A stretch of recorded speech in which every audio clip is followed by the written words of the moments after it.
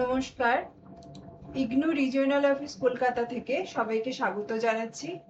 আমি স্বর্ণালী কাঞ্জি। আজকে unit 3 environmental ইস্যুর উপরে ক্লাস করব। প্রথমে আমরা দেখব আমরা আজকে কি কি পড়ব।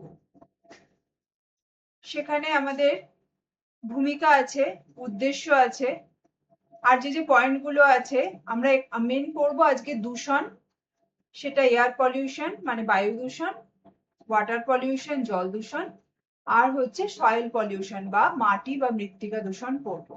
আর কি পড়বো? সয়েল ইরোশন বা মাটির যে অবক্ষয় হয়ে যাচ্ছে সেটা কিভাবে হচ্ছে তা বন্ধ করার উপায় কি এটা পড়বো। ভূমির যে ক্ষয় হচ্ছে সেটাকে বন্ধ করার উপায় পড়বো। আর কি পড়বো? আমাদের বিভিন্ন রকম যে রিসোর্স বা সম্পদ, সেই সম্পদ আস্তে আস্তে কি করে কমে যাচ্ছে, সেই কমে যাওয়ার কারণ কি বা অবক্ষয় কেন হচ্ছে এবং সেই অবক্ষয়ের উপায়, অবক্ষয় থেকে বাঁচার উপায়, সেটা আমরা পড়বো বা দেখবো। আচ্ছা, আমি যেগুলো বললাম সেগুলো এখানে একটা স্লাইডে আছে যে আমরা কি কি পড়তে চলেছি। আমরা মেন পড়বো এখানে বায়ুমণ্ডলের দূষণ। তাহলে বায়ুমণ্ডলের যে রাসায়নিক আলোক রাসায়নিক দূষণ সেটা আমরা পড়ব। আর কি পড়বো? জল দূষণ পড়বো, মাইক্রোপ্লাস্টিক দূষণ পড়বো, মাটির ক্ষয়, জনসংখ্যা বৃদ্ধি তার নগরায়ন। আমরা আগের দিন নগরায়ন সম্পর্কে পড়েছি, আজ পড়বো নগরায়ন তার ফলে জনসংখ্যা বৃদ্ধির ফলে সেটার পরিবেশের ওপর কি তার ইম্প্যাক্ট পড়ছে বা পরিবেশের ওপর তার কি পড়ছে জিনিসটা, তার ভালো খারাপ এটা আমরা দেখব।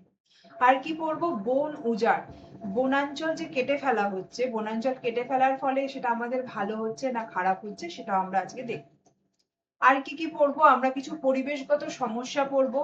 আমাদের এই ক্রমবর্ধমান জনসংখ্যা, এই এত জনসংখ্যা বেড়ে যাওয়ার ফলে পরিবেশের সাথে কি কি সমস্যার সম্মুখীন হচ্ছে পরিবেশ এবং সেখান থেকে বেরোনোর কি উপায় আছে, তার সাথে রিলেটেড আমাদের জলবায়ু কি করে পরিবর্তন হচ্ছে, আমাদের ওজোন স্তরে কি করে পাল্টে যাচ্ছে, এগুলো আমরা মোটামুটি এই ইউনিট 3-তে আমাদের পড়ার বিষয়।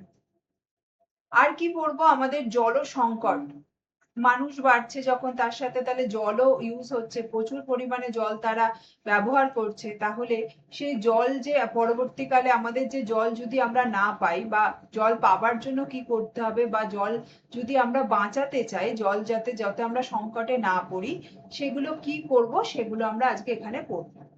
তো এগুলো আমরা আজকে মোটামুটি এই চ্যাপ্টারে পড়তে চলেছি।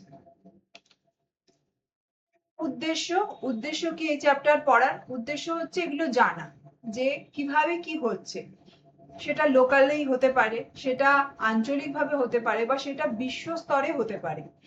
স্থানীয়, আঞ্চলিক বা বৈশ্বিক স্তরে বা বিশ্বের যে স্তর, সেই স্তরের বিভিন্ন পরিবেশগত সমস্যার শনাক্তকরণ করতে হবে। শনাক্তকরণ শুধু করলেই হবে না, তারপরে তার বিভিন্ন স্টেপ নিতে হবে। কি আছে? বৈশ্বিক উষ্ণায়ন, আমরা জানি গ্লোবাল ওয়ার্মিং, সেটা পড়বো। জলবায়ু পরিবর্তন, আচ্ছা, ওজোন স্তর, এগুলো হচ্ছে মেন এই চ্যাপ্টারের ভূমিকা। আর কি কি আছে এখানে? জল সংকট আছে, বন যে কেটে ফেলা হচ্ছে মানে বন উজাড় করা হচ্ছে বা ডিফরেস্টেশন করা হচ্ছে, গাছ লাগানোর বদলে গাছ কেটে ফেলা হচ্ছে, এইগুলো। আর সয়েল ইরোশন, তাহলে এইগুলো আমরা সম্পর্কে জানবো এবং সেগুলো আলোচনা করব। এটাই হচ্ছে আমাদের এই চ্যাপ্টার বা এই ইউনিটটা পড়ার উদ্দেশ্য।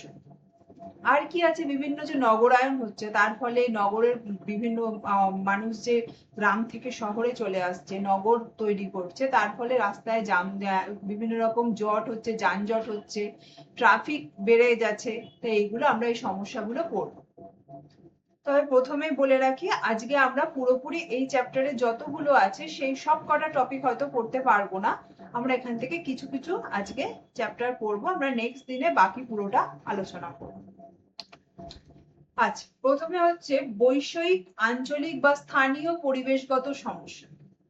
প্রথমে বলেছি বৈষয়িক মানে হচ্ছে বিশ্ব স্তরে, কি বলছে? যা সমগ্র বিশ্বকে প্রভাবিত করবে এবং এইসব সমস্যা মোকাবিলার জন্য বিশ্বের সকল দেশের সহযোগিতা ও সক্রিয় অংশগ্রহণ প্রয়োজন। যদি প্রত্যেকটা বিশ্বের সবাই যদি না এগিয়ে আসে, তাহলে একার পক্ষে কারোরই সম্ভব না এই এত বড় সমস্যাটার সমাধান করা। কারণ পরিবেশ কারো একার নয়, বা পরিবেশ কোনো একটা জায়গায় সীমিত নয়। পরিবেশ একটা জায়গায় যদি পাল্টাতে শুরু করে, তার পাশের জায়গাটাও সেম ভাবে এফেক্ট হয়। তো সেই জন্য এটা সবাইকে সমগ্রভাবে এগিয়ে আসতে হবে। উদাহরণস্বরূপ কি বলছে যে কি ভাবে এগুলো আমাদের চেঞ্জ হচ্ছে, বৈশ্বিক উষ্ণায়ন বা গ্লোবাল ওয়ার্মিং, জলবায়ু পরিবর্তন বা ক্লাইমেট চেঞ্জ হয়ে যাচ্ছে, গরমের জায়গায় ঠান্ডা হচ্ছে, ঠান্ডার জায়গায় ভীষণ গরম পড়ছে। আর কি হচ্ছে, ওজোন স্তরের ক্ষয় হচ্ছে। যত বেশি এখানে আমাদের কেমিক্যাল বেড়ে যাচ্ছে, গ্লোবাল ওয়ার্মিং হচ্ছে, তত আস্তে আস্তে ওজোন স্তরটাও বৃদ্ধি পাচ্ছে। ওজোন ওজোন যে স্তর আছে আমাদের স্ট্র্যাটোস্ফিয়ারে, সে ওজোন স্তরের ক্ষয় হতে শুরু করছে। তার ফলে কি হবে, ডিরেক্ট সূর্যের রশ্মি বা সূর্যের যে তাপ সেটা আমাদের পৃথিবীতে চলে আসছে। তাহলে এর ফলে বিভিন্ন রকম সমস্যা হবে। আর কি আছে, এর ফলে জীববৈচিত্র্যের বিভিন্ন রকম সংরক্ষণ বা জীববৈচিত্র্য কমে যাচ্ছে। তাহলে এই জীববৈচিত্র্যকে বাঁচাবার জন্য আমাদেরকে আমাদের পরিবেশের খেয়াল রাখতে হচ্ছে। আর জাতীয় পরিবেশগত সমস্যা কি, যেটা একটা দেশের মধ্যে সীমিত, যার সমাধানের প্রধান দায়িত্ব সেই দেশের ওপরেই বর্তায়। তাহলে প্রত্যেকটা দেশ যদি এভাবে একটু একটু করে এগিয়ে আসে, তাহলে সেটা পুরো বিশ্বতে কাজ হবে।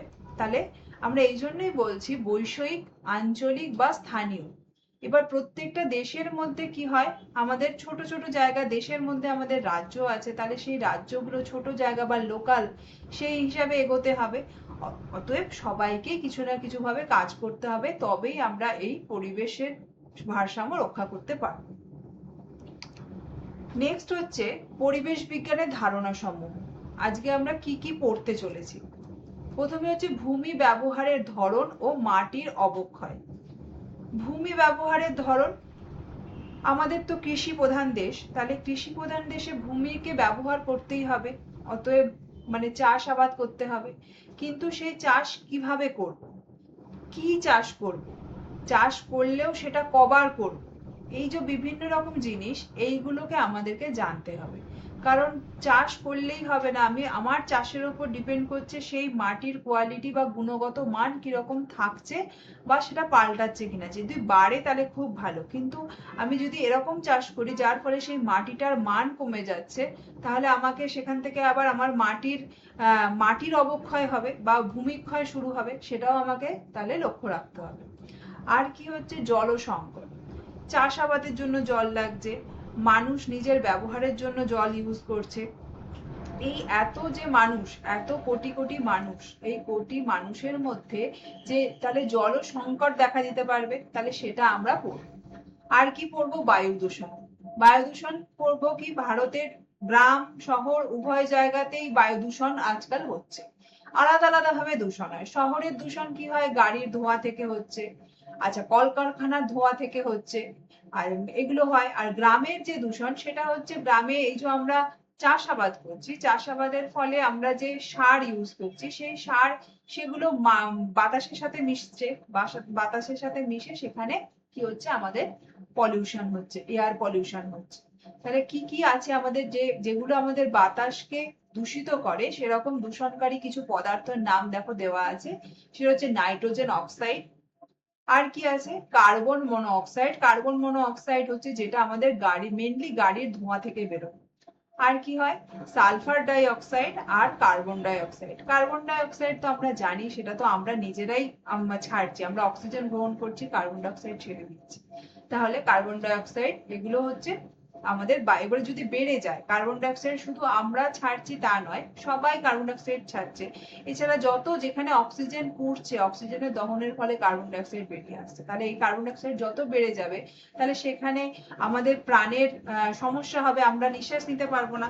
তার ফলে আমাদের অক্সিজেন নিতে সমস্যা হবে। তাহলে এইগুলো হচ্ছে সব বায়ু দূষণের ফল থেকে আমাদের আমাদের অসুবিধা হচ্ছে। বায়ু দূষণ থেকে আমাদের বা সবার, সমস্ত জীবকুলের অসুবিধা হবে।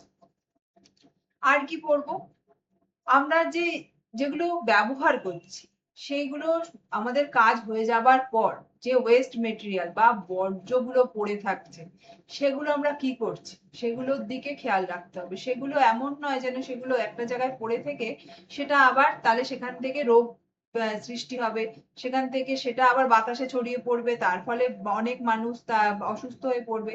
তাহলে এই যে বর্জ্য নিষ্পত্তি, বর্জ্যগুলো আমরা ঠিক মতো ভাবে একটা জায়গায় ফেলে সেখান থেকে পরিষ্কার করছি কিনা, মানে দিয়েছে দেখো জনসংখ্যা বৃদ্ধি এবং নগরায়নের ফলে বিপুল পরিমাণ পৌর এবং বিপজ্জনক বর্জ্য উৎপন্ন হচ্ছে। এইসব বর্জ্যের সঠিক ব্যবস্থাপনা ভারত সরকারের জন্য একটা বড় চ্যালেঞ্জ। এগুলো ব্যবস্থাপনা করতেই হবে। এগুলো যদি আমরা ব্যবস্থা না করি এই জিনিসগুলোর, তাহলে এগুলো আমাদের সাথে সাথে আমাদের আশেপাশেই পড়ে থাকবে এবং সেখান থেকে রোগ রোগ ছড়াবে। আচ্ছা, এইরকম যে বর্জ্যগুলো কি কি প্রকারের হয় দেখো, ভৌত বর্জ্য। ভৌত বর্জ্য হচ্ছে সেগুলো রিসাইকেল করা যায়, এগুলোকে আমরা ভৌত বর্জ্য বলি। তার উদাহরণ দেখো দিয়েছে কাগজ, কাপড়ের টুকরো, কাঁচ, ধাতু। আচ্ছা, রাসায়নিক বর্জ্য যেগুলো রাসায়নিক সার বা রাসায়নিক বিভিন্ন কেমিক্যালস বা কলকারখানায় ইউজ হয় সেই বর্জ্যগুলো। আর জৈব এবং অন্যান্য জৈবিক পদার্থ, এইগুলো হচ্ছে মোটামুটি বর্জ্য বস্তু যেগুলো আমরা টাইপগুলো পড়লাম। আচ্ছা, আর কি কি আমাদের পরিবেশগতভাবে আর কি কি আমরা সমস্যা আমরা ফেস করব, সেটা হচ্ছে বন উজাড় বা বললাম ডিফরেস্টেশন, গাছ কেটে ফেলা। গাছ কেটে ফেললে কি হবে, মেন হচ্ছে অক্সিজেনের সোর্স কমে যাবে, কারণ একমাত্র গাছই পারে অক্সিজেন দিতে। তাহলে গাছ যত আমি কেটে ফেলবো তাহলে আমার অক্সিজেনের সোর্স কমে যাচ্ছে। দূষণ তো একটা পয়েন্ট। নেক্সট হচ্ছে মরুকরণ। যদি বৃষ্টি না হয়, জলসংকট দেখা যায়, তাহলে আস্তে আস্তে খরা হবে, খরা হতে হতে সেই জায়গাটা মরুভূমিতে রূপান্তরিত হতে পারে, তাহলে মরুকরণ। আর কি কি আছে আমাদের, ফ্রেশ ওয়াটার বা মিঠা জল, যেটা যেটা পানযোগ্য জল, সেই জল কমে যাচ্ছে। আর কি হবে, আর কি হচ্ছে, বাস্তুতন্ত্রের অবক্ষয় হচ্ছে। আমাদের যে ইকোসিস্টেম, পুরো পুরো ইকোসিস্টেম আমরা যার মধ্যে আছি, আমাদের পুরো পরিবেশটা নষ্ট হচ্ছে। এবার কি বলছে, প্রাকৃতিক সম্পদের অবক্ষয়। সমস্তটাই প্রাকৃতিক সম্পদ। তাহলে প্রাকৃতিক সম্পদের অবক্ষয় বলতে বলছে কোনো একটা এলাকার পরিবেশ এবং জীব বৈচিত্র্যের ক্রমাগত ক্ষয় এবং হ্রাসকে বোঝায়। তাহলে যেখানে জীব বৈচিত্র্য আছে, মানে ইনক্লুডিং আমরা এবং আমাদের আশেপাশে যত প্রাণীজ আছে বা প্রাণের বস্তু আছে, যাদের মধ্যে প্রাণ আছে, এগুলো যত তাড়াতাড়ি কমে যাবে তাহলে আমরা সেটা বলবো আমাদের প্রাকৃতিক সম্পদের অবক্ষয় হচ্ছে বা কমে যাচ্ছে। আচ্ছা, এই অবক্ষয় দ্রুত বৃদ্ধি পাচ্ছে, ফলে কি হচ্ছে, পরিবেশের প্রাকৃতিক সম্পদগুলো পুনরায় পুনর্জীবিত করার জন্য পর্যাপ্ত সময় পাচ্ছে না। এত তাড়াতাড়ি কমছে যে তারা নিজেদেরকে সামলাতে পারছে না। একটা গাছ সে মারা যাবার আগে বা সে ফল হবে, তারপর সেই ফল থেকে বীজ পড়বে, তার পাশে আর একটা গাছ হবে। এই যে টাইমটা, এই টাইমের মধ্যে আমরা হয়তো সেই গাছটাকে বাঁচাতে পারছি না বা সেই গাছটাকে কেটে ফেললাম। তাহলে সেই গাছটা যতক্ষণ না তার ফল হচ্ছে, তার ফল তো একদিনে হয় না, গাছটা বড় হবে, ফুল হবে, ফল হবে, বীজ তৈরি হবে, সেই বীজ মাটিতে পড়বে, এই সময়টা তাকে দেওয়া হচ্ছে না। তাহলে নতুন করে ও যে পুনর্জীবিত হবে সেই সুযোগ পাচ্ছে না, উল্টে সে কাটা পড়ছে বা সে নষ্ট হয়ে যাচ্ছে বা তার পাশেরটাও নষ্ট হয়ে যাচ্ছে। এই জন্য বলছে যে সে নিজেকে তৈরি করার সময় পাচ্ছে না, পরিবেশ পরিবেশ হচ্ছে নিজেই নিজেকে অনেকটা করে বদলে নেয়, বদলে নিয়ে সে নিজের পায়ে ঠিক করে রাখতে পারে, কিন্তু সেটা সে করতে পারছে না, কারণ আমরা তাদেরকে সেই টাইম দিচ্ছি না, এত তাড়াতাড়ি সম্পদগুলো শেষ হয়ে যাচ্ছে। সেটার মেন কারণ হচ্ছে জনসংখ্যা এত বেড়ে গেছে। জনসংখ্যা এত বৃদ্ধি হচ্ছে যে প্রাকৃতিক সম্পদের চাহিদা এত বেড়ে গেছে যে প্রকৃতি সেটা যোগান দিতে পারছে। তাহলে এই হলো প্রাকৃতিক সম্পদের অবক্ষয়। আর কি বলছে, আমরা আগের দিনকে পড়েছি নবায়নযোগ্য সম্পদ, যেগুলো হচ্ছে মানে আবার নতুন করে তৈরি করা যাবে, রিনিউয়েবল। সেই যে সম্পদগুলো, সেই সম্পদগুলোকে আস্তে আস্তে বাড়াতে হবে, বা সেই সম্পদগুলো আমাদের কি করতে হবে, গুরুত্বপূর্ণভাবে সবাইকে বোঝাতে হবে যে তোমরা ওইগুলো যেগুলো শেষ হয়ে যাচ্ছে সেগুলো না করে বরং যেগুলো নতুন করে বানানো যায়, তৈরি হতে পারে, সেই সম্পদের উপর তোমরা নির্ভর করো। আর কি হয়, জলবায়ু পরিবর্তন। জলবায়ুর পরিবর্তন সম্পদের অবক্ষয়কে আরো বাড়িয়ে তোলে। কারণ একটা জায়গায় একরকম জলবায়ু ছিল, সেখানে একরকম সম্পদ বা সেখানে গাছপালা মানুষজন একরকম ভাবে ছিল, কিন্তু যেই জলবায়ু চেঞ্জ হয়ে যাচ্ছে সেখানে সেই গাছ বা সেই প্রাণীগুলো তারা তাদের সেখানে থাকতে পারছে না, তারা তাড়াতাড়ি হয়তো মরে যাচ্ছে, কারণ সবাই একভাবে নিজেকে সার্ভাইভ করার ক্ষমতা রাখে না, যে সে নিজের মধ্যে সমস্ত পরিবর্তন ঘটিয়ে সেই পরিবেশের সাথে মানিয়ে নিল, খাপ খাইয়ে নিল, এই জিনিসটা সবার মধ্যে হয় না। তাহলে সেখানেও প্রাকৃতিক সম্পদের অবক্ষয় হচ্ছে, প্রচুর জীবজন্তু বা প্রাণ, যেগুলো ছোট প্রাণ বড় প্রাণ বা গাছপালা, তারা সেখানে মারা যাচ্ছে বা শেষ হয়ে যাচ্ছে। এই হচ্ছে তাহলে প্রাকৃতিক সম্পদের অবক্ষয়। নেক্সট হচ্ছে এর কারণ। কারণ একটা প্রথম বলেছি যে অতিরিক্ত জনসংখ্যা, যেখানে জনসংখ্যা বাড়ছে তারা ঠিকমতো যোগান দিতে পারছে না, তার ফলে প্রাকৃতিক সম্পদ শেষ হয়ে যাচ্ছে। নেক্সট কি দিচ্ছে, অনুন্নত কৃষি পদ্ধতি।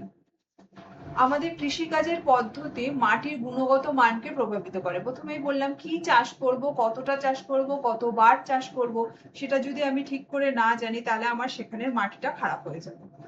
আর কি আছে, আমার সেচ ব্যবস্থা, আমার জলের ব্যবস্থা ওখানে ঠিক করে পাচ্ছি কিনা। আচ্ছা, জলের ব্যবস্থা যখন হলো, তারপরে সেখানে আমি কি ইউজ করছি, কি কীটনাশক ব্যবহার করছি, কি রাসায়নিক সার ব্যবহার করছি, এইগুলো আমাকে জানতে হবে। এগুলো যদি আমি ঠিকঠাক না জানি তাহলে আমার কৃষি পদ্ধতি অনুন্নত, এবং কৃষি যদি না হয় তাহলে আমি সেখানে এত লোক সংখ্যা বেড়ে যাচ্ছে, তার কোনো মানে নেই, সেই মাটিটা খারাপ হয়ে যাচ্ছে, একবার একটা চাষ হবার পর সেখানে আর অন্য কোনো চাষ করা সম্ভব হচ্ছে না। তাহলে এটাও প্রাকৃতিক সম্পদ, মাটি যদি নষ্ট হয়ে যায় তাহলে খুব বড় ক্ষতি হয়ে যাচ্ছে। 3 নম্বর হচ্ছে বন উজাড় বা ডিফরেস্টেশন। আর কি আছে, দূষণ। তাহলে এগুলো হচ্ছে মেন কারণ।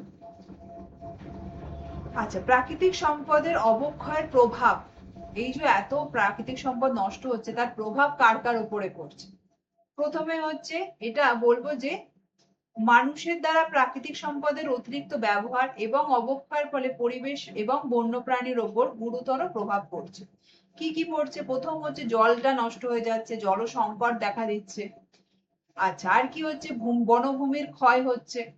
তারপর কি হচ্ছে, বিভিন্ন বললাম প্রজাতি বিলুপ্ত হয়ে যাচ্ছে, যারা নিজেদেরকে মানিয়ে নিতে পারছে না, এই দ্রুত আবহাওয়ার চেঞ্জ হচ্ছে, জলবায়ু পরিবর্তন হচ্ছে, যারা মানিয়ে নিতে পারছে না তারা কি হচ্ছে, তারা মারা যাচ্ছে, তার ফলে কিছু কিছু প্রজাতি একেবারে বিলুপ্ত হয়ে যাচ্ছে, তাদের কোনো অস্তিত্ব থাকছে না।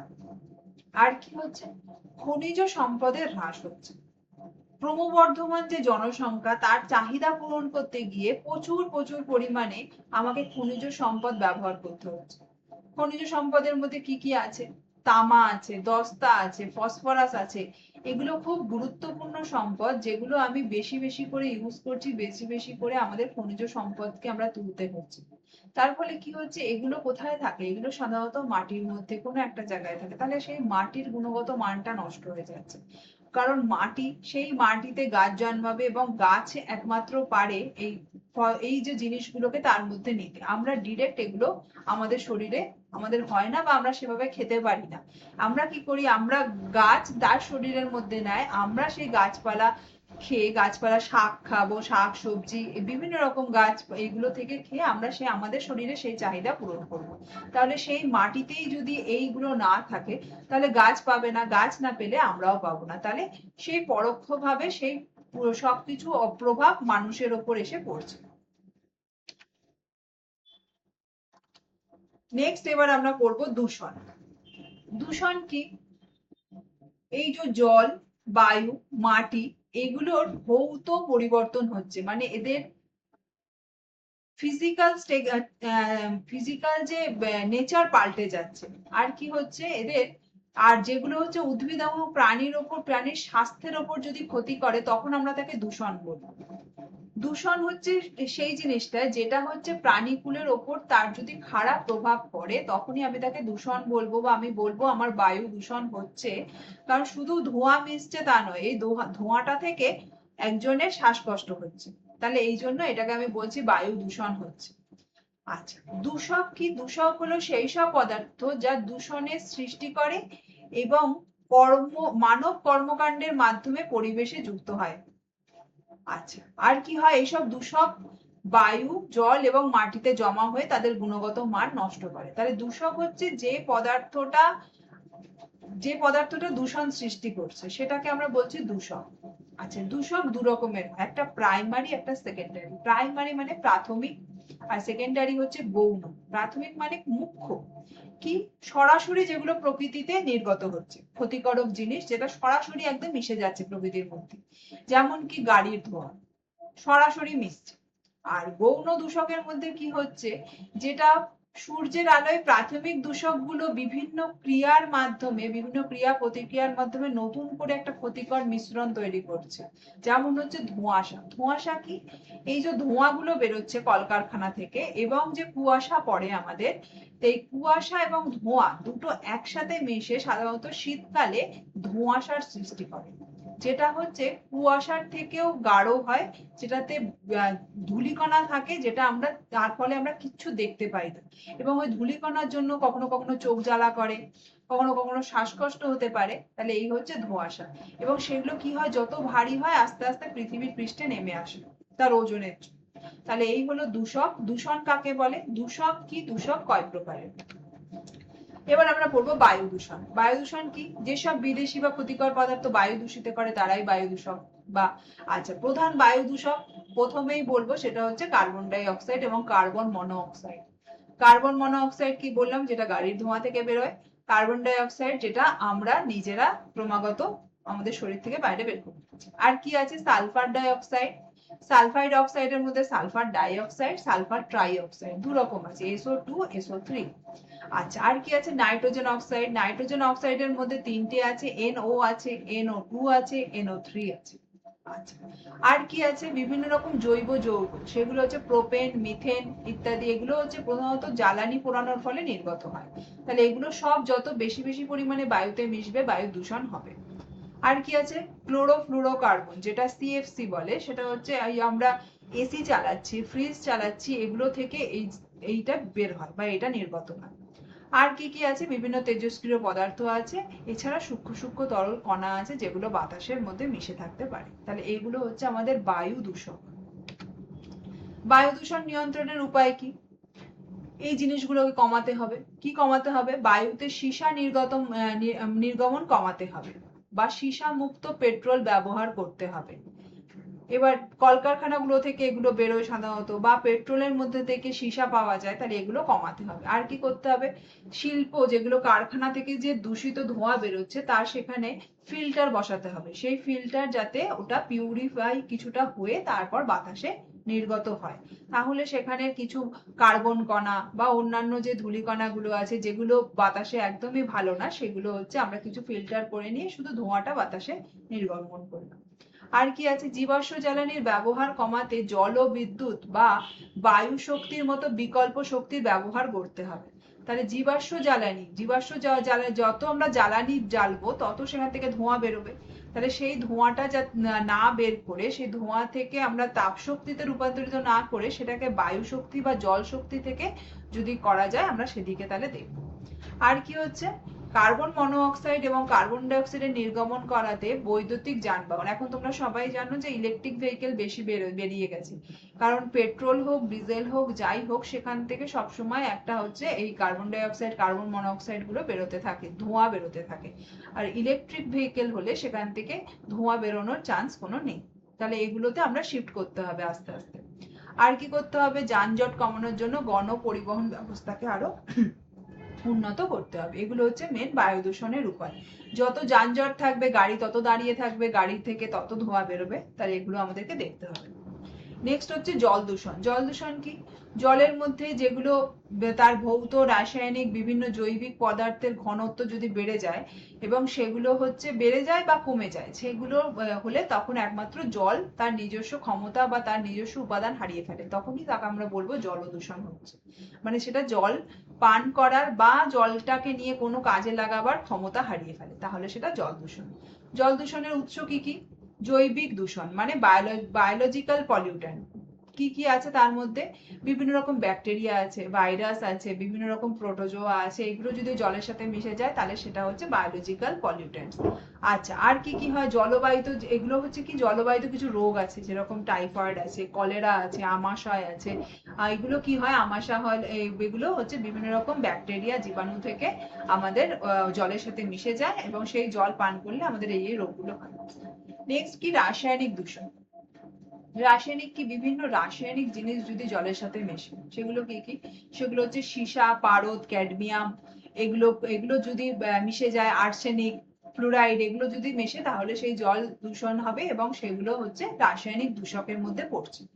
নেক্সট কি? সেটা হচ্ছে স্থায়ী জৈব দূষক, যেগুলো সব মানে খুব তাড়াতাড়ি নষ্ট হয় না বা যেটা অনেক দিন ধরে রয়ে যায়, সেটা হচ্ছে স্থায়ী জৈব দূষণ। মানে যেটা পরিবেশে নির্গত হলো এবং সেটা যদি বায়ুতে হয়, বায়ুতে অনেক দিন ধরে থাকবে, যদি জলেতে হয় অনেক দিন ধরে এটা থাকবে, এরকম হচ্ছে এগুলোকে আমরা বলছি স্থায়ী জৈব দূষণ। আচ্ছা, জলদূষণ নিয়ন্ত্রণের উপায় কি? প্রথম হচ্ছে জনগণকে সচেতন করতে হবে। আর কি করতে হবে? এই যেগুলো জলে গিয়ে মিশছে সেগুলোর দিকে খেয়াল রাখতে হবে। জলে যাতে প্লাস্টিক, কাগজ, কাঁচ, এগুলো কি হয়, কিছু প্লাস্টিক যেগুলো আমরা নতুন করে রিসাইকেল করতে পারি, কাগজ এবং কাঁচ এগুলো রিসাইকেল করতে পারি, তাহলে এগুলো যাতে কোনোভাবেই জলে গিয়ে না মেশে, তাহলে সেগুলো আমাদেরকে দেখতে হবে, তার আলাদা জায়গা করতে হবে, সেখানে গিয়ে ফেলতে হবে। আর কি করতে হবে? জলে যেন কোনো বর্জ্য পদার্থ গিয়ে না পড়ে সেদিকে দেখতে হবে। তাহলে সেই জন্য পৌরসভা বা যার যেখানে যেরকম সিস্টেম আছে সেই সিস্টেমের মধ্যে চালাতে হবে, যাতে জলকে অপরিষ্কার না করা যায়। আর কি করতে হবে? সমুদ্রের মধ্যে যে অয়েল ট্যাঙ্কার গুলো থাকে বা যেগুলো, সেখানে যদি অয়েল ট্যাঙ্কার লিক হয় বা সমুদ্রের তলা থেকে যখন তেল তোলা হয় সেই তেল যদি জলে মিশে যায় তাহলে জল দূষণ বা সমুদ্র দূষণ হচ্ছে। আর কি কি হবে? আমাদের আশেপাশে, যেটা আমার পুকুর আছে, পাশে একটা ডোবা আছে, নদী আছে, সেটাতে যাতে একটু পরিষ্কার থাকে সেগুলো আমাদেরকে দেখতে হবে। তাতে যেন মরা জীবজন্তু বা আমাদের গৃহস্থালির বা যেগুলো আমরা অপ্রয়োজনীয় জিনিস, সেগুলো যাতে জলে গিয়ে না মেশে, তাহলে এগুলো আমাদেরকে খেয়াল রাখতে হবে। আর কি করতে হবে? জল দূষণ নিয়ন্ত্রণের অতিরিক্ত উপায় কি? জৈব সার বা গোবর সার ব্যবহার মানুষকে শেখাতে হবে, যাতে মানুষ কেমিক্যাল জিনিসগুলোকে বর্জ্য করে বা কীটনাশক, কেমিক্যাল বা রাসায়নিক সার, এগুলো যত ইউজ করবে সেগুলো বৃষ্টির সাথে ধুয়ে গিয়ে বা মাটির সাথে ধুয়ে গিয়ে জলে পড়বে, তাহলে সেই জলের রাসায়নিক বা জলের কেমিক্যাল নষ্ট হয়ে যাবে, কেমিক্যাল কম্পাউন্ড নষ্ট হয়ে যাবে। তাহলে সেখানে আমি যদি জৈব জিনিস ব্যবহার করি, গোবর সার ইউজ করি, বা আমি জৈব সার, আমি ফুল ফল বা পাতা এগুলো পচিয়ে সেগুলো যদি ইউজ করি, এটা আমার জল দূষণ করবে না। সেগুলো করতে হবে। আর কি করতে হবে? ইন্টিগ্রেটেড পেস্ট ম্যানেজমেন্ট বা বিভিন্ন এই যে কীট পতঙ্গ মারার জন্য আমাকে অন্য কৌশল করতে হবে। কীটনাশক ইউজ না করে আমি হয়তো দেখবো যে আমার কোন পাখি বা অন্য কোনো জীব যদি সেই পতঙ্গটাকে খেয়ে ফেলতে পারে, আমি তাহলে এইগুলোর দিকে খেয়াল রাখবো। তাহলে এগুলো হচ্ছে জল দূষণ নিয়ন্ত্রণের উপায়। পরেরটা হচ্ছে মাটি দূষণ। মাটির উর্বরতা যদি কমে যায়, যা যা ক্ষতিকর জিনিস মাটির মধ্যে মিশে উর্বরতা কমিয়ে দেবে, সেটাই হচ্ছে মাটি দূষণ। আচ্ছা, মাটি দূষণের উৎস কি কি দিয়েছে দেখো? শিল্প কারখানায় বর্জ্য এবং রাসায়নিক বর্জ্য, পৌর বর্জ্য, কঠিন বর্জ্য, আর কি উন্মুক্ত স্থানে কেউ যদি মল ত্যাগ করে তাহলে সেটা মাটির মধ্যে পড়ছে, এইটা। আর কি আছে? উন্মুক্ত স্থানে বর্জ্য ফেলে দিচ্ছে। আচ্ছা, তারপরে হচ্ছে বিভিন্ন রাসায়নিক পদার্থ, সেগুলোর যে ট্যাঙ্ক গুলো সেগুলো যদি লিকেজ হয়, তাহলে এইগুলো যদি মাটিতে মিশে যায়, সেই জায়গার মাটি নষ্ট হয়ে গেল। আর কি কি আছে? কীটনাশক, বললাম মাটিতে আমরা যে সরাসরি গাছের ওপর কীটনাশক প্রয়োগ করছি, সেগুলো আলটিমেটলি মাটিতেই গিয়ে মিশছে, তাহলে মাটি সেখানে গুণগত মান নষ্ট হচ্ছে। তাহলে এগুলো আমাদের মাটি দূষণের কারণ। আচ্ছা, মাটি দূষণ নিয়ন্ত্রণ করতে গেলে কি করতে হবে? রিডিউস, রিইউজ এবং রিসাইকেল, মানে কোনো কিছুর ব্যবহার কমাতে হবে, তাকে কি করে আবার পুনর্ব্যবহার করব সেটা দেখতে হবে, আর আর কি করে রিসাইকেল করা যায়, সেটা থেকে অন্য কিছু তৈরি করা যায় কিনা বা সেইটাই আবার তৈরি করা যায় কিনা, এই তিনটে আমাদেরকে দেখতে হবে। আর কি করতে হবে? মাটি দূষণ কমানোর জন্য বিভিন্ন কীটনাশক, রাসায়নিক সার এগুলোর ব্যবহার কমাতে হবে। আচ্ছা, ফসল কি করে চাষ করব? একই রকম ফসল বারবার চাষ করব, নাকি দু তিনটে ফসল পর্যায়ক্রমে পাল্টে পাল্টে চাষ করব, যে ক্রপ রোটেশন বা ফসল পর্যায়ক্রমে চাষ, এই পদ্ধতি অনুসরণ করতে হবে। আর কি, যে যে জিনিসগুলো চাষ করলে মাটির গুণগত মান কমে যায় সেগুলো আমাদেরকে সেগুলো জানতে হবে বা সেগুলো কমাতে হবে, এগুলো হচ্ছে মোটামুটি করতে হবে। আচ্ছা, যেটা বলছিলাম স্থায়ী জৈব দূষক, যেটা পার্মানেন্ট বা পারসিস্টেন্ট অর্গানিক পলিউট্যান্টস, কি সেটা বলছে, বলছে এটা একটা এমন রাসায়নিক পদার্থ যেটা পরিবেশে বহু বছর ধরে অবিকৃত অবস্থায় টিকে থাকতে পারে। আচ্ছা, তাহলে এই সব রাসায়নিক গুলো যদি জীব দেহের মধ্যে যায় তাহলে সেগুলো ধীরে ধীরে জমা হবে, কারণ জমা হতে থাকবে, সে কোনো রিয়াকশন করবে না, সে কোনো রিয়াক্ট করবে না, কিন্তু আমাদের শরীরের মধ্যে জমা হচ্ছে এবং সেটা আস্তে আস্তে ধীরে ধীরে অনেক দিন ধরে একটা সুদূরপ্রসারী প্রভাব ফেলে যাবে এবং সেটা মানব মানব স্বাস্থ্যের উপর মারাত্মক প্রভাব বিস্তার করে। তাহলে এটা হচ্ছে স্থায়ী জৈব দূষণ। আচ্ছা, এগুলো কি করে মানুষের শরীরে যাবে? খাবারের মাধ্যমে যাবে, দূষিত বায়ু, আমরা যদি একটা দূষিত বায়ু ইনহেল করি তাহলে তার মাধ্যমে যাবে, জল, যদি আমরা দূষিত জল খেয়ে থাকি তাহলে তার মধ্যে থেকে আমাদের শরীরে এগুলো ঢুকবে। এর কি বৈশিষ্ট্য? বৈশিষ্ট্য একটা একটা হচ্ছে অনেক দিন ধরে টিকে থাকতে পারে। নেক্সট কি, বায়ু, জল এবং মাটির মাধ্যমে পরিবেশে ছড়িয়ে পড়ে, উৎপত্তি স্থল থেকে বহু দূর পর্যন্ত পরিবাহিত হতে পারে। একজনের মধ্যে গেল, সে যত দূর যাচ্ছে সে সেভাবে পরিবাহিত হচ্ছে, বা একজনের মধ্যে সেটা টিকে আছে, এইভাবেও সে অনেকদিন দূর, অনেক দূরে অব্দি যেতে পারে। আর কি, এটা আবার জলে সহজে দ্রবীভূতও হয় না। জলে যদি দ্রবীভূত হয়ে যেত তাহলে তার মান বা তার মানে তার যে কতটা দূষণ করাতে পারে সেগুলো একটু কমে যেত, সেটা হয় না। আচ্ছা, উদাহরণ কি দিয়েছে দেখো, উদাহরণ দিয়েছে, ফার্স্টেই দিয়েছে ডিডিটি বা কীটনাশক। আমরা যে ডিডিটি প্রচুর পরিমাণে ইউজ করতাম এতদিন, এখন অনেক কমে গেছে ডিডিটি ইউজ। তাহলে এই জিনিসগুলো অনেক দিন সুদূর প্রসারী প্রভাব ফেলে। একটা ডিডিটি যদি আমি সে কোনো জায়গায় দিই, কোনো একটা, সেখানে মাটিটা নষ্ট হলো, যে চাষ করেছি সেই চাষের উপর দিলে সেটা নষ্ট হলো, হ্যাঁ কীট পতঙ্গগুলো হয়তো মারা গেল, কিন্তু ওই যে চাষটা করলাম ওই শাক পাতা সবজি তার মধ্যে গেল, সেটা যখন আমরা খাচ্ছি তাহলে ওই ডিডিটিটা আমাদের মধ্যে আসছে এবং আমাদের মধ্যে সুদূর প্রসারী একটা প্রভাব রেখে দিচ্ছে। তাহলে এটা হচ্ছে ডিডিটি। আর কি কি আছে? আর কিছু আছে হচ্ছে ট্রাইবিউটাইলেটিন বা টিবিটি। আর কি আছে? পিসিবিএস। এগুলো হচ্ছে কিছু উদাহরণ আছে, এগুলো দেখে নেবে। আচ্ছা, আর কি আছে? আমাদের এই স্থায়ী জৈব দূষকের জন্য স্টকহোমে একটা আন্তর্জাতিক সম্মেলন হয়েছিল। সেই সম্মেলনে এর ক্ষতিকর প্রভাব থেকে মানুষকে সুরক্ষা প্রদান করার জন্য একটা সম্মেলন করা হয়েছিল এবং এই কনভেনশন থেকে কি হয়েছিল যে এই পিওপিএস বা নির্গমন কমানো এবং ধীরে ধীরে সম্পূর্ণভাবে নির্মূল করার জন্য বিভিন্ন নিয়ন্ত্রণমূলক ব্যবস্থা গ্রহণ করা হয়েছিল। তাহলে স্টকহোমে একটা এই কনভেনশন হয়েছিল শুধুমাত্র এই জৈব স্থায়ী মানে স্থায়ী জৈব দূষকের বিরুদ্ধে। তাহলে এটা কতটা ক্ষতিকারক তোমরা বুঝতেই পারছো। আচ্ছা, নেক্সট কি বলছে, অতি অল্প মাত্রায় যদি সংস্পর্শে আসে তাহলে তার ক্ষতিকর প্রভাব কি কি পড়বে। আচ্ছা, অতি অল্প মাত্রাতেও যদি আসে তাহলেও মৃত্যুর কারণ হতে পারে, কারণ এটা দীর্ঘস্থায়ী প্রভাব ফেলে। আমার শরীরে আছে, আমি হয়তো জানিই না, সেটা কোনো একটা সময়ে গিয়ে একেবারে বিশাল একটা আকার ধারণ করবে। আচ্ছা, বিভিন্ন রকম অ্যালার্জি হতে পারে, ক্যান্সার হতে পারে, স্নায়ুতন্ত্র বা আচরণগত কার্যকারিতার ব্যাঘাত ঘটাতে পারে। আর কি হয়? মানুষের ইমিউন সিস্টেমটাকে আস্তে আস্তে দুর্বল করে দেয়। আচ্ছা, এগুলো আর কি হয়? এগুলো যদি সুদূর প্রসারী হয় তাহলে জন্মগত ত্রুটি বা জন্মগতভাবে সে প্রতিবন্ধী এগুলো হয়ে জন্মাতে পারে। তাহলে এগুলো হচ্ছে অতি সামান্য মাত্রায় যদি আমাদের শরীরে যায় তাতেই এইগুলো তার ইম্প্যাক্ট পড়ে। আচ্ছা, এরপর আমরা পড়বো জল সংকট।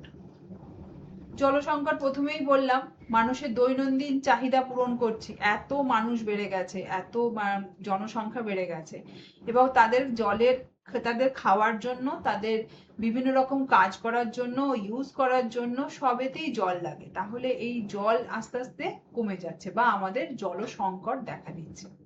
আচ্ছা, আর কি বলছে যে প্রধান কারণ হচ্ছে অতিরিক্ত ব্যবহার এবং অপচয়। যেটা আমার লাগছে না আমি সেটাও ব্যবহার করছি, বা যেটা আমি একটু কম করতে পারতাম সেটা আমি কম করছি না এবং প্রচন্ড পরিমাণে অপচয় হচ্ছে। তাহলে এইভাবে আমার জল সংকটটা দেখা দিচ্ছে। তাহলে এটা আমার হচ্ছে জল সংকট, বা জল সংকট কি বা কিভাবে হচ্ছে। আচ্ছা, জল সংকট যেটা হচ্ছে তার কারণ কি কি দিয়েছে। প্রথম হচ্ছে দূষণ। জলসংকট যে জলটা যদি দূষণ হয়ে যায়, একটা পুকুরের জল, একটা ডোবার জল, বা যেটা খাওয়ার মতো ছিল এতদিন ধরে, মিঠা জল ছিল, মিঠা পানি ছিল, সেটা যদি দূষণ হয়ে যায় তাহলে সেটা আর খাবার যোগ্য থাকছে না। তাহলে জলসংকট কি হচ্ছে, একটা দূষণ জল, যদি দূষিত জল, তাহলে সেটা জলসংকটের কারণ হয়ে দাঁড়াচ্ছে।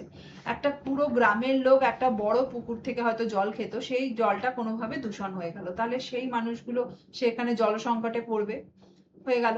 আচ্ছা, সেই মানুষগুলো সেখানে জলসংকটে পড়লে সে তার পাশের গ্রামে বা পাশের জায়গা থেকে নিল, তখন সেই গ্রামেরও জলটা আস্তে আস্তে কমতে শুরু করলো, তাহলে এইভাবে জলসংকট আস্তে আস্তে বাড়ছে। আর কি, কৃষিকাজের জন্য প্রচুর জলের দরকার হয় চাষাবাদ করার জন্য। চাষের কাজে প্রায় 70% জল আমাদের ইউজ হয়। তাহলে এইগুলোর জন্য আমাদের এবং জলে ইউজ যত না হয় তার থেকে বেশি একটু অপচয়ও হয়, তাহলে এগুলো হচ্ছে কারণ। আর কি, জনসংখ্যা বৃদ্ধি, মানুষ তার চাহিদা পূরণ করছে, জল ব্যবহার করছে, অপচয় করছে। আচ্ছা, আর কি আমাদেরকে কি করণীয় কি তাহলে? আমরা যাতে জলটাকে বাঁচাতে পারি সেটা প্রথম বুঝতে হবে যে আমরা কেন জল বাঁচাবো। আমাদের নিকট ভবিষ্যতে আমরা হয়তো এরপর আর জল পাবো না, কারণ আমরা অনেক অনেক রাজ্য দেখি যেখানে হচ্ছে পুরো খরা হয়ে গেছে, সেখানে আস্তে আস্তে ওই মরুকরণ হয়ে যাচ্ছে, মানে মরুভূমির মতো হয়ে গেছে, তারা জল পাচ্ছে না। তাহলে আমরাও যদি এইভাবে জল নষ্ট করতে থাকি, আমরা যারা যেখানে এখন জল পাচ্ছি, আমাদেরও হয়তো অদূর ভবিষ্যতে জল পাবো না, কারণ জলস্তরও কমে যাচ্ছে, জল আমাদের মাটির নিচে ভৌম জল কমে যাচ্ছে, আর প্রচুর পরিমাণে জল দূষণ হয়ে যাচ্ছে, যে দূষিত জলটা কারোরই কোনো কাজে লাগছে না। আচ্ছা, এবার আমরা পড়বো মাটির ক্ষয় বা ভূমির ক্ষয়। মাটির ক্ষয় কিরম হচ্ছে? প্রথম হচ্ছে মাটির উপরিভাগের যদি ক্ষয় হয়ে যায়, তাহলে আমরা সেটাকে বলবো ক্ষয় হয়ে যাচ্ছে, ভেঙে যাচ্ছে, চলে যাচ্ছে ওপর থেকে, সেটাকে আমরা মাটির ক্ষয় বলছি। আচ্ছা, মাটির ক্ষয়ের জন্য কারণ কি? কখনো কখনো প্রবল বাতাস, প্রচন্ড ঝড় বৃষ্টি, তাহলে এইগুলো হচ্ছে মাটির ওপর স্তরটা ক্ষয়ের মুখে পড়ে, আঘাত পড়ে, এবং সেখান থেকে তার সয়েল ইরোশন বা ক্ষয় হতে শুরু করে। আচ্ছা, আরো কয়েকটি কারণ কি? বৃষ্টিপাত, অতিরিক্ত বৃষ্টিপাত হচ্ছে, বৃষ্টি হয়েই চলেছে, তাহলে কি হয়, আস্তে আস্তে মাটি ওপর থেকে ধুয়ে চলে যেতে থাকে, মাটি নরম হয়ে যাচ্ছে, মাটি ধুয়ে সেটা চলে যাচ্ছে। আর কি হচ্ছে, ফলে মাটির ওপরের যে পলি বা যেটাতে খুব ভালো উর্বর যে অংশটা, যেখানে গাছপালা হয়, সেইগুলো নষ্ট হয়ে যাচ্ছে, সেগুলো সব জলে ধুয়ে চলে যাচ্ছে। আচ্ছা, তারপরে কি হচ্ছে, কৃষিকাজ কি, আমরা যদি ওই যে প্রথমে বললাম যে যদি ঠিকঠাক মতো কৃষিকাজ না করতে পারি, না আমরা যদি না জানি, তাহলে আমরা সেই জায়গার সেই মাটিটার গুণগত মান নষ্ট হয়ে যাবে। তাহলে আমাদেরকে জানতে হবে যে আমরা কি পরিমাণে চাষ করব, এবং সেটা কিভাবে করব, পরপর করব নাকি ওই রিপিটেড মোশনে করব, রোটেশন করে করে, বা কোন জমিতে কি চাষ করব।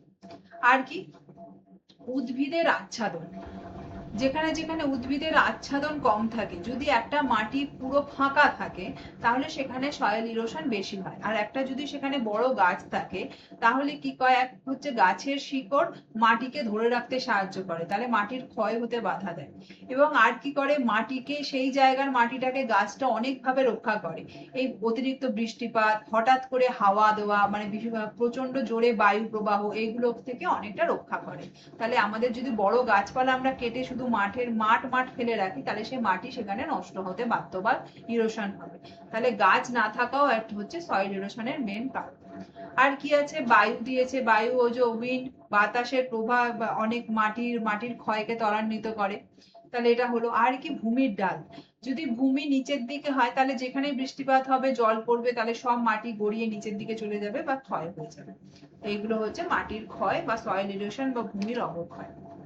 এর প্রভাব কি আছে মানুষের ওপরে? প্রভাব হচ্ছে বন উজাড় এবং মাটির ক্ষয়ের কারণে 52% কৃষিকাজ মারাত্মকভাবে ক্ষতিগ্রস্ত হচ্ছে। এর ফলে খাদ্য নিরাপত্তা হ্রাস পেয়েছে, মানুষের জীবিকা হুমকির মুখে পড়েছে। তাহলে মাটি যদি না থাকে, চাষাবাদ কোথা থেকে হবে? তার ফলে কি হচ্ছে, খাদ্য নিরাপত্তা কমে যাচ্ছে। আর কি হচ্ছে, জলবায়ুর পরিবর্তন হয়ে যাচ্ছে, জলবায়ু যেই পাল্টে যাচ্ছে, সেখানে তাহলে সেটা সবকিছুর পরিবর্তন মানে বা ওর ওর উপর অন্য কিছুর ওপরে তার প্রভাব পড়ছে। আচ্ছা, আর কি হচ্ছে জীববৈচিত্র্যের ক্ষতি। মাটি যদি না থাকে, মাটির ওপরেই 80% জীববৈচিত্র্য দেখতে পাওয়া যায়। বিভিন্ন রকম সেখানে ছোট থেকে বড় বিভিন্ন প্রাণের প্রাণ ওখানে থাকে বা প্রাণী থাকে। তারা যদি মাটিটা না থাকে বা মাটি এইভাবে অবক্ষয় হতে শুরু করে, তারাও আস্তে আস্তে সেখানে থাকবে না। মাটির বিভিন্ন স্তরে বিভিন্ন রকমের কিছু কিছু প্রাণী থাকে, কেউ ওপরে থাকে, কেউ মাটির জাস্ট একটা লেয়ারের নিচে থাকে, কেউ অনেকটা নিচে থাকে। তাহলে মাটিটাই যদি না থাকে তাহলে তারাও থাকবে না। আর কি হচ্ছে অর্থনৈতিক ক্ষতি, কি হচ্ছে মাটির উর্বরতা কমে যাচ্ছে, ফসল উৎপাদন কমে যাচ্ছে। মাটির যদি সেই কোয়ালিটি না থাকে তাহলে ফসল উৎপাদন কমে যাবে। আর সেচ, যে কৃষি কাজের জন্য যে জল সেচ করা হয় সেই সময় অতিরিক্ত জল ব্যবহার করা হচ্ছে, তাহলে এগুলো হচ্ছে ক্ষয়ের প্রভাব। আচ্ছা, প্রতিরোধের উপায় কি? উন্নত কৃষি পদ্ধতি। এই যে বললাম, জানতে হবে কিভাবে কি আমরা কিভাবে কৃষিকাজ উন্নত ভাবে করতে পারলে এইগুলো থেকে আমরা ভালো ফল পাবো। আর কি পাহাড়ি এলাকায় ধাপ চাষ, সেখানে মাটি এবং প্রাণের যেটা হয় জলের ক্ষয় কম হয়। কি হয় যদি আমরা ধাপে ধাপে চাষ করি, যেরকম পাহাড়ি এলাকায় চাষ হয়, তাহলে সেখানে সেখানে জলও কম লাগে এবং সেখানে কি হয় মাটির ক্ষয় কম হয়। আর কি হচ্ছে আন্ত ফসল চাষ, ওই যে ইন্টারক্রপিং বা রোটেশনের মধ্যে একটা পদ্ধতি হচ্ছে যেখানে পাম গাছের মাঝখানে সয়াবিন বা ভুট্টা চাষ করা হয়। এইভাবে আমরা এইগুলো করলে মাটির উর্বরতা বা মাটির গুণগত মান ঠিক থাকে। আচ্ছা, আর কি হচ্ছে জৈব সার ব্যবহার করা, বাইরে থেকে কেমিক্যাল সার ইউজ না করে সেখানে গোবর বা আমাদের শাকসবজি পচা এইসব বা পাতা, এগুলো যদি আমরা সেখানে খড় পচা এগুলো যদি ইউজ করি, তাহলে আমরা সেখানে মাটির মানটা ঠিক রাখতে পারবো। আচ্ছা, আর কি আছে পুনর্বাসন প্রতিরোধ, আর হচ্ছে টেকসই ভূমি ব্যবস্থাপনা। টেকসই ভূমি ব্যবস্থাপনা কি? এটা একটা পদ্ধতি যেটা হচ্ছে সরকার এবং ব্যাংকের পক্ষ থেকে আর্থিক সহায়তা করা হয় এবং বিভিন্ন রকম জিনিস শেখানো হয়। তাহলে এগুলো আমাদেরকে বেশি বেশি করে করতে হবে। আর কি করতে হবে? পুনর্বাসন হচ্ছে যেগুলো ক্ষতিগ্রস্ত হয়েছে সেগুলোর পুনর্বাসন করতে হবে এবং তার পাশাপাশি হচ্ছে মাটির ক্ষয় রোধ করার জন্য প্রতিরক্ষামূলক ব্যবস্থা গ্রহণ করতে হবে। এগুলো হচ্ছে মাটির ক্ষয় প্রতিরোধ করার উপায়। নেক্সট হচ্ছে ডিফরেস্টেশন বা বন উজাড়। বন উজাড় কি? বনবিহীন বনভূমিকে বনবিহীন করা, মানে যেটা আমার বন বা জঙ্গল সেখানে অথচ জঙ্গলে কোনো গাছ থাকবে না।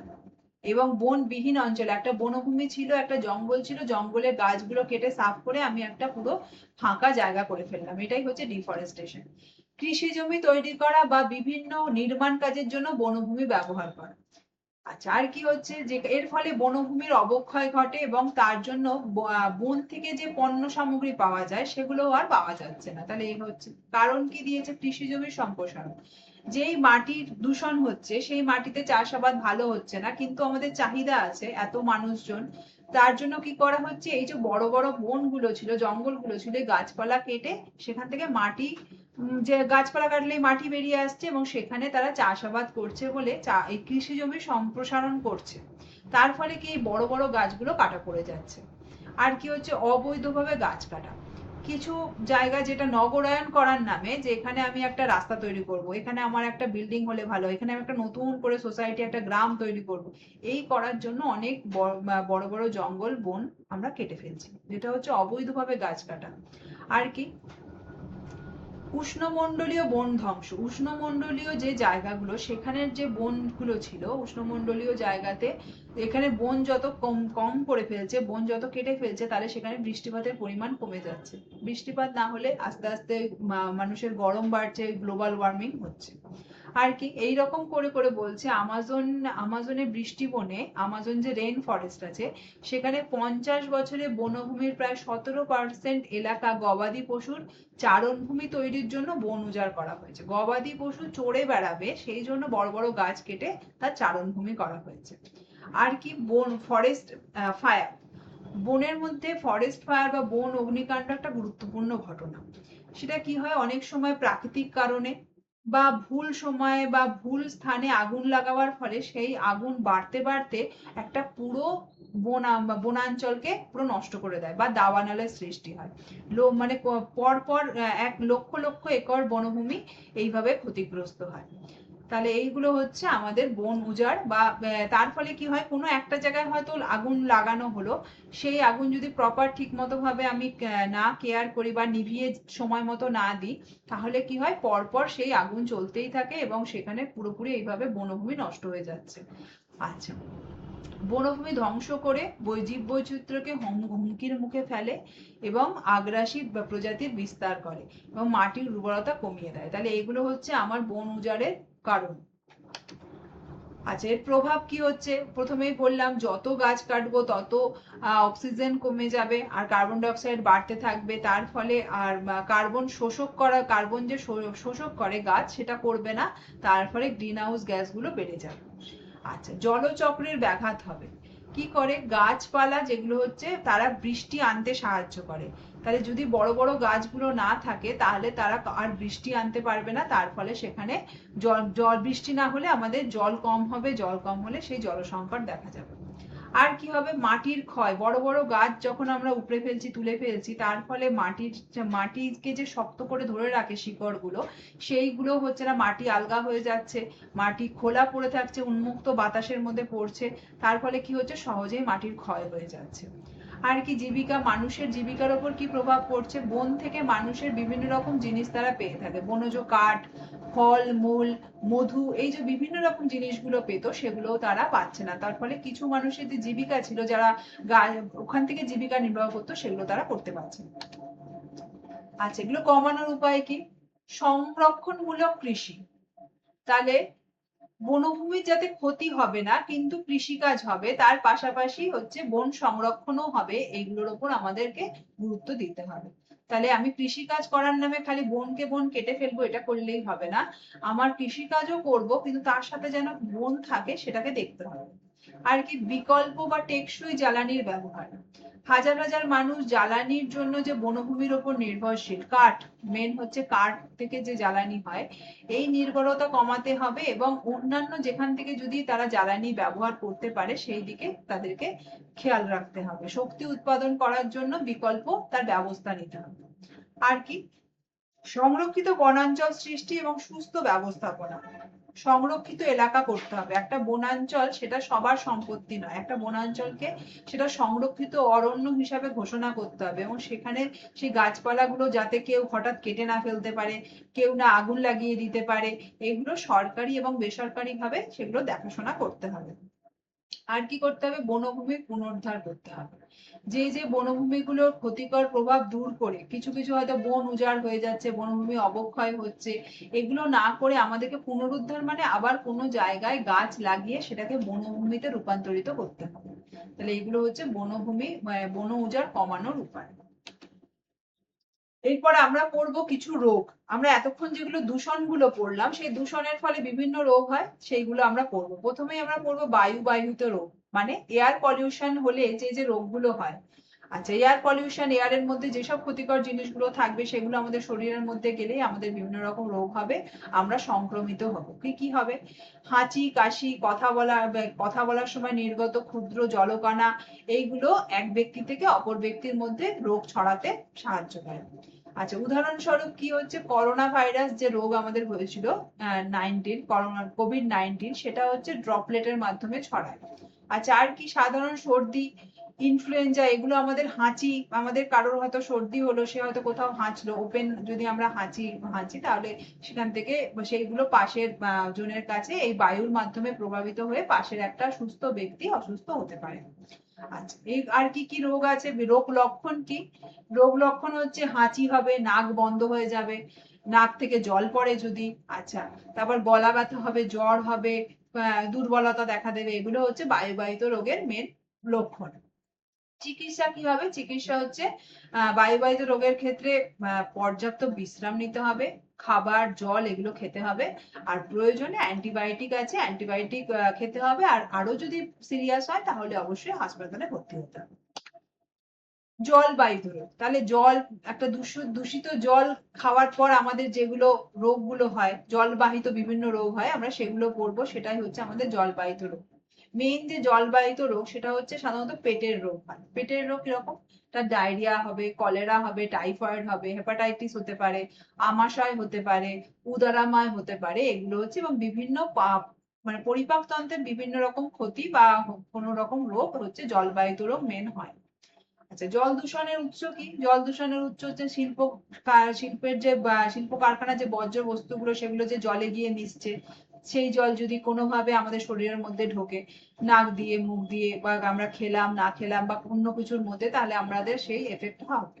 আর কি, গৃহস্থালির বর্জ্য পদার্থ আমরা যদি গিয়ে আমাদের পুকুরটায় ফেলি এবং সেই পুকুরের জলই আমরা যদি খাবার হিসাবে গ্রহণ করি তাহলে হবে। আচ্ছা, আর কি আছে, এই যে যেগুলো আমাদের ডায়রিয়া, কলেরা, এগুলো হচ্ছে ইকোলাই, বিভিন্ন ব্যাকটেরিয়া, সেই ব্যাকটেরিয়া গুলো, ভাইরাস গুলো জলকে দূষণ করে, এবং এই দূষিত জল পান করলে আমাদের এই রোগগুলো দেখা যাবে। আর কি হয়, অতিরিক্ত বৃষ্টিপাত হয়েছে বা বন্যা হয়েছে, তার ফলে কি হয়, এই ব্যাকটেরিয়া বা ভাইরাস গুলো অতি দ্রুত বৃদ্ধি পায়, অতি দ্রুত বৃদ্ধির ফলে রোগের প্রাদুর্ভাব ছড়িয়ে পড়ে। আচ্ছা, জলবাহিত রোগ লক্ষণগুলো কি কি? ডায়রিয়া হবে, বমি হবে, ত্বকের সংক্রমণ হতে পারে, চোখের সংক্রমণ হতে পারে। আচ্ছা, আর কি হয়, শ্বাসতন্ত্রের ওপরে হচ্ছে বা শ্বাসতন্ত্রের বিভিন্ন রকম সংক্রমণ হতে পারে। তাহলে এইগুলো হচ্ছে জলবাহিত রোগের লক্ষণ। আচ্ছা, প্রতিরোধ কি করব? বিশুদ্ধ পানীয় জল পান করতে হবে। বিশুদ্ধ জল কি, যদি আমি জানি যে এই যেখান থেকে জল খাচ্ছি সেই জলটা ভালো না, তাহলে আমাকে সেটা জলটা ফুটিয়ে খেতে হবে। আর কি করতে হবে?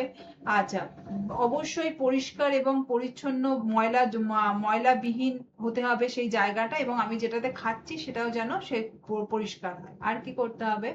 খাওয়ার আগে, টয়লেট করার পর আমাদের হাত ধুতে হবে, খুব ভালো করে হাত ধুয়ে আমাদের খাওয়া দাওয়া করতে হবে। আচ্ছা, আমরা যদি কোনো ফল খাই, সেই ফলটাকে অন্তত ভালো করে ধুয়ে কেটে তারপরে খাওয়া উচিত। ডিরেক্ট কেনা ফল বা রাস্তা থেকে বিক্রি হওয়া এই ফলগুলো খাওয়া যাবে না।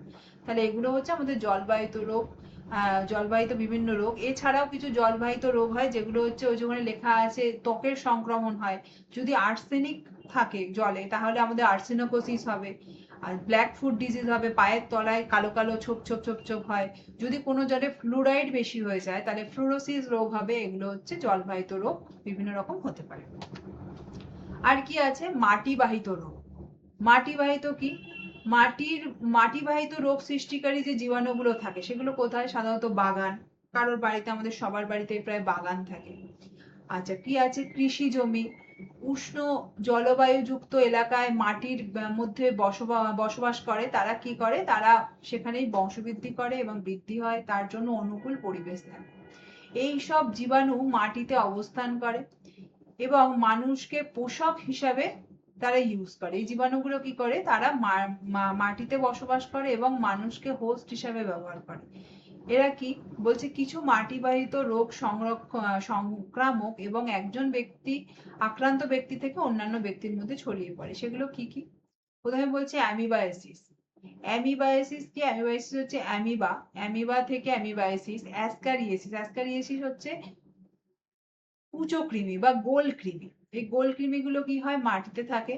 মাটিতে, সেই মাটির মধ্যে থেকে আমরা যদি কোনো শাক পাতা খাই, তাহলে সেই শাক পাতাটা যদি ভালো করে না ধুয়ে খাই, তাহলে সেই তার ডিমটা আমাদের শরীরের মধ্যে প্রবেশ করলো, এবং শরীরের মধ্যে প্রবেশ করার পর আমাদের শরীরের বিভিন্ন অর্গানেও কিছুদিন থাকবে এবং সেখানে থেকে বংশবৃদ্ধি করবে। বংশবৃদ্ধি করার পর সেখান থেকে আবার বাইরে বেরিয়ে আসবে, মানে সেখানেই বংশবৃদ্ধি করবে, সেখানে আবার ডিম হবে, এবং সেই ডিমগুলো আমাদের পায়খানার মাধ্যমে, বা আমরা যদি শৌচকর্ম করি সেটা আমরা যদি প্রপার জায়গায় না করি, আমরা যদি পুরোনো মতো বাইরে কোথাও বা রাস্তার ধারে বা জলের ধারে কোথাও আগে যেরকম সিস্টেম ছিল সেরকম যদি করি, তাহলে সেগুলো শরীর থেকে বেরিয়ে আবার মাটিতে ফিরে যায়, এবং সেই মাটিটাও দূষিত হলো, এবং সেই মাটিতে যে চাষাবাদ হচ্ছে সেগুলোর মাধ্যমে আবার আমাদের রোটেশনে একটা মানুষ বা হোস্টের শরীরে ফিরে আসে।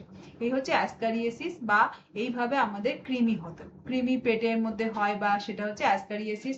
অ্যাসকারিয়েসিস থেকে সংক্রামিত রোগ হয়ে অ্যাসকারিয়েসিস হয়। তার ফলে কি হয়, প্রচুর ক্ষুধা মন্দা দেখা যায়, খাওয়ার ইচ্ছে থাকে না, সে আস্তে আস্তে রোগা হয়ে যায়, এবং কারণ সে হচ্ছে ওই যে জীবগুলো আমাদের শরীরের থেকে পুষ্টিরস সংগ্রহ করে এবং সে নিজে বংশবৃদ্ধি করে, তার ফলে আমাদের শরীরের পুষ্টিগুলো সে সংগ্রহ করে নেয়, তারপরে আমাদের শরীরে সেটা লাগে না। তাহলে এটা হলো অ্যাস্কারিয়াসিস। আচ্ছা, আর কি কি আছে?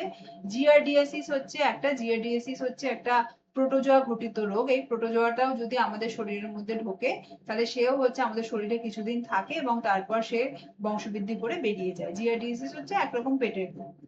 আচ্ছা, আর কি কি আছে? অ্যাস্কারিয়াসিস, হুকওয়ার্ম সংক্রমণ। হুকওয়ার্ম হচ্ছে সাধারণত হচ্ছে টিনিয়া সোলিয়ামকে আমরা বলি। টিনিয়া সোলিয়াম কি? সেটা হচ্ছে শূকরের পেটে যে বড় বড় ফিতা কৃমি, সেই ফিতা কৃমিটা হচ্ছে শূকর।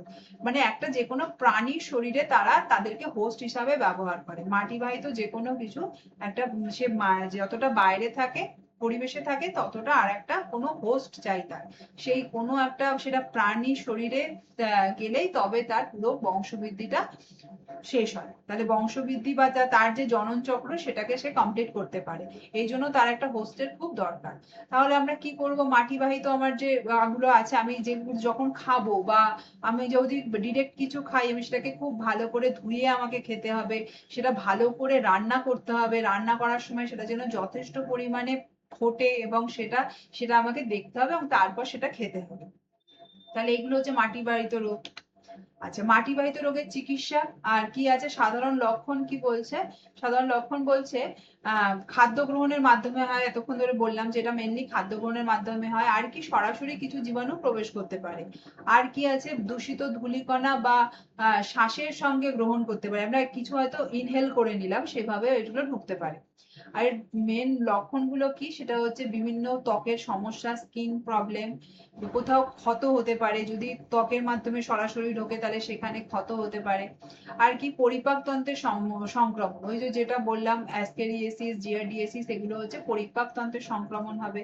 আর কি? শ্বাসতন্ত্রের রোগ হয়, উদাহরণ কি কি আছে? টিটেনাস আছে, অ্যানথ্রাক্স আছে, বোটুলিজম আছে, এগুলো হচ্ছে আছে। আর কি? এছাড়া কিছু মাটি থেকে ছড়ানো ছত্রাকজনিত বা ফাঙ্গাল ইনফেকশনও আমাদের হতে পারে, যেগুলো খুব প্রাণঘাতীও হয়। তাহলে এগুলো হচ্ছে মাটিবাহিত।